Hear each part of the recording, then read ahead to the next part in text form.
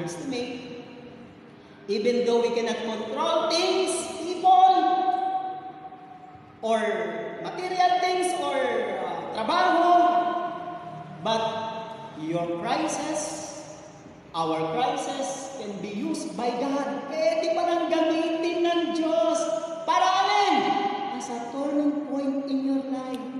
Tanong, kung positibo ang pananaw mo, parang nasa isip mo, wala nang way out, wala nang solusyon, papakamatay na lang ako, wala na akong pag-asa, then God cannot use your crisis to turn it into blessing. Hindi niya magagawa. Bakit? Ito po ang napakahalaga po dito. Your crisis can be used by God as a turning point into your life. Pag ganyan po, ma-appreciate ko ngayon ang Diyos. Salamat, Lord. Kaya pala ako nabuang sa utang sa ma-appreciate ko siya. Instead, you curse Him. And you blame others. You blame your friends, your parents, your children. Ang dami mong i-blame. Crisis. Nasaan ka na? Can be used by God. See? Instead of blaming others at maawa ka sa sarili mo at paghinaan at mawalan ka ng pag-asa, tingnan mo, pwede pala itong gamitin ng Diyos para mag-umpisa ako ng aking turning point. Amen? Palakpakan po natin ang Panginoon. Let me go again. How did Bartimaeus' crisis become a turning point in his life? Yun, magandang interest. Pwede natin alam. Ready na ba kayo? Amen. Ready na kayo? Amen. Okay, sige. Alamin nga natin. Bulag, beggar, handicap, kapansanan, hopeless, pero nagkaroon pa ng pag-asa. Imagine. How do we compare ourselves to Bartimaeus? Ang layo. Tayo, may natutulugan pa, ito wala. Tayo, may nakakain pa, ito wala. Namamalimusan, pag hindi walang limos, walang pagkain. Tayo, may kaibigan pa, ito. Hindi natin alam kung may kaibigan pa ito. Tayo ay meron pa, kahit pa paano magandang damit, etc. Ito wala talaga. Pero how did Bartimaeus' crisis become a turning point in his life? First, una po ay he appealed his need to Jesus. Ayun, po ang pinakamaganda. Kanya po inapilan niya po ang kanyang pangangailangan kay Jesus. Sabi ng Mark chapter 10, verse 47, when he heard that it was Jesus of Nazareth, nang marinig niya, hinighlight ko po yung word na heard. Sa Bible, ang ibig po sabihin ng marinig, ano po ang narinig niya? Si Jesus. Nang marinig niya si Jesus. Kaya mag-iingat po kayo mga kapatid, dahil kapag hindi na ang Panginoon at ang salita ng Panginoon ang naririnig natin, lalo na po tayong makukuha ng diablo ng kaaway. Listen, dahil marami pong nagsisimba, kahit nakakapakinig ng salita ng Diyos, hindi naman po nila ina-apply, kaya po nakukuha sila ng kaaway. When we heard, nang marinig niya, saan po ba nanggagaling yung pananampalataya? Sabi po ng Bible, ang pananampalataya po ay nagsisimula sa pakikinig. Romans 10:17 po yun. Hindi ko lang po yata nasulat yung verse. Faith comes by hearing, and hearing by the word of God.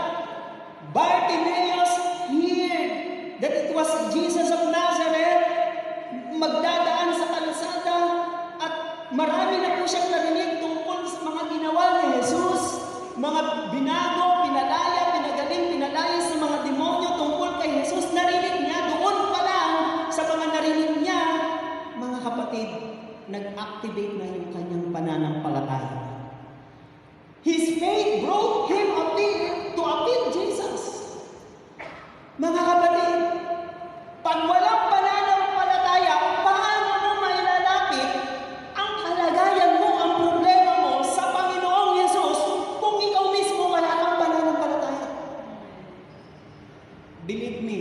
Ako'y humahanga sa inyo. Bakit? Dahil yung ginagawa niyong sakripisyo, oras at araw sa gawain ito, pagpapakita yan na meron kayong faith. Amen. Yes. You have faith. Yung mga taong lumalapit, umaapi na sa Panginoon sa kanilang kalagayan, sila po yung may mga faith. And do not underestimate your faith. Mga kapatid, sabi po ng Hebrews 11 verse 6, it is impossible to please God if without faith. Mahirap matuwa, malugod ang Diyos kapag walang pananampalataya. So anong hinahanap ng Diyos para matuwa siya sa iyo? Ang hahanapin ng Diyos para matuwa sa iyo, kailangan lumapit kami na may pananampalataya. At pag lumapit ka na may pananampalataya, He must first believe that God is exists.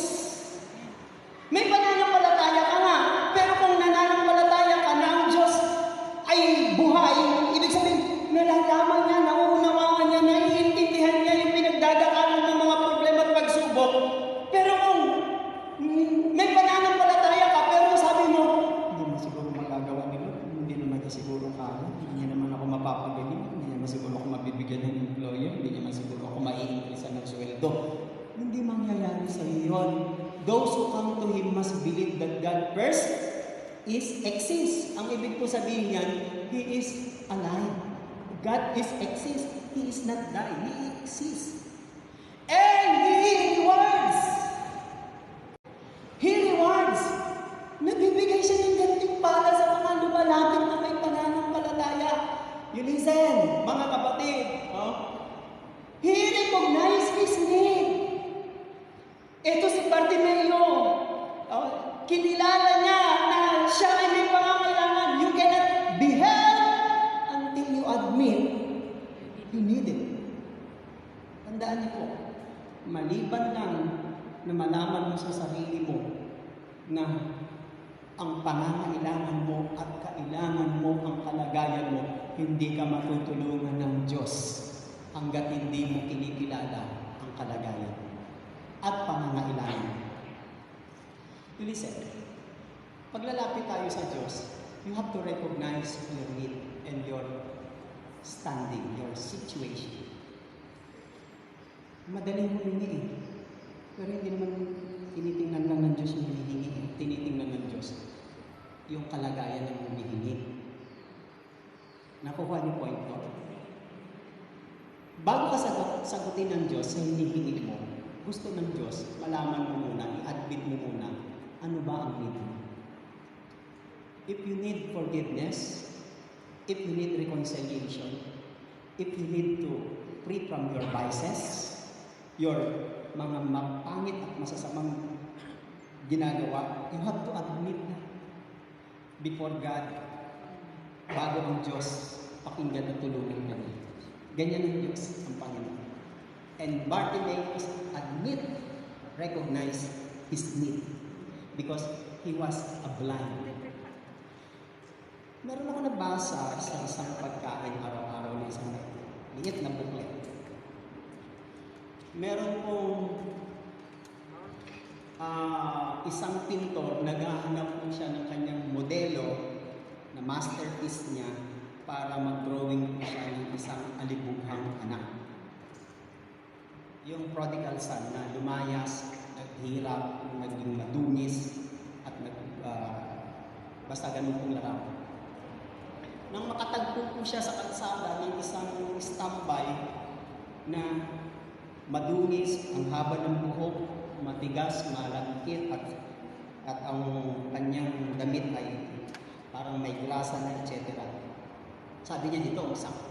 Sabi niya, kinausap niya yung lalaki na yun na namit niya sa kalsada. Sabi niya, kailangan kita, babayaran kita, idudrawing lang kita, gagawin kitang model. Ito yung aking card. Puntahan mo ako sa aking studio at bibigyan kita ng paunang balanse para meron kang magastos pagkain mo at saka pamasahe. Pumunta ka dyan sa address niya. Sa tuwa ng lalaki, bumili po siya ng gamit sa panglinis, pangpanigo, nagpagupit po siya. Ibig sabihin, naging December na. At nung kumakatok na po siya sa pintuan po nung isang pintor, sabi niya, eto po ba yung studio po ni ganito? Oo. Pinapunta niyo po ako ngayon dito kasi gagawin niyo daw po akong modelo. Ako ngayon. Sabi niya, ako po yung kinausap ko yung nakaraang pong araw. Kaya po ako nandito. Hindi ikaw yun. Hindi ako po yun. Hindi ikaw yun. Ang hinahanap ko yung madungis, mahaba yung buhok na malagkit, at medyo mabantot ng konti. Ako nga po yun. Alam niyo po, hindi po natuloy ang kanilang kontrata. Hindi po siya tinanggap. Bakit? Kasi pinalitan niya po ang kanyang itsura. Parang sa Diyos, ganito rin. We have to go to who we are. Sino ba tayo? Kung isa ka pong traidor, aminin mo na traidor ka talaga. Kung isa ka pong paladuda at isa ka pong magagalitin, aminin mo. Kung isa ka pong palautang, aminin mo rin po. Wala po akong minimension na. Minimension ko lang po kayo. Aminin mo.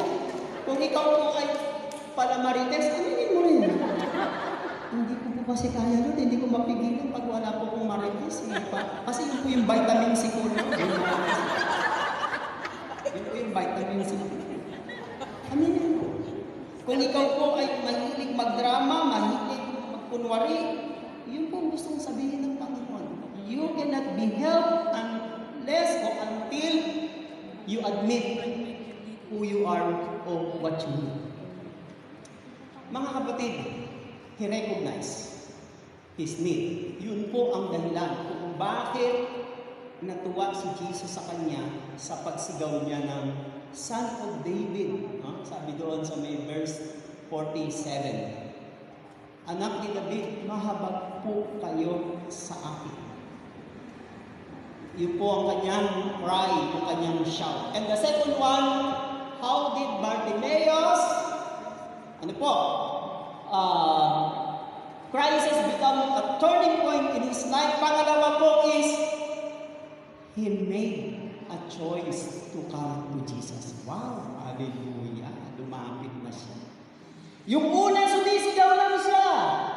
Maybe, we don't know kung gaano ka-distansya, kalayo ang sigaw niya kasi hindi niya kayang lumapit because of that situation. Bulag siya, hindi niya alam kung paano. Ang tanging paraan niya lang is to get the attention of Jesus. To get the attention of Jesus. Yun lang ang tanging paraan niya, sumigaw. Kung siya po ay hindi bulag, malamang pagsiksikan na siyang makalapit kay Jesus. Pero ang tanging nasa sa kanya na lang ay sigaw. At habang siya'y sumisigaw, na-call niya ang attention ni Jesus and then he made a choice to come to Jesus.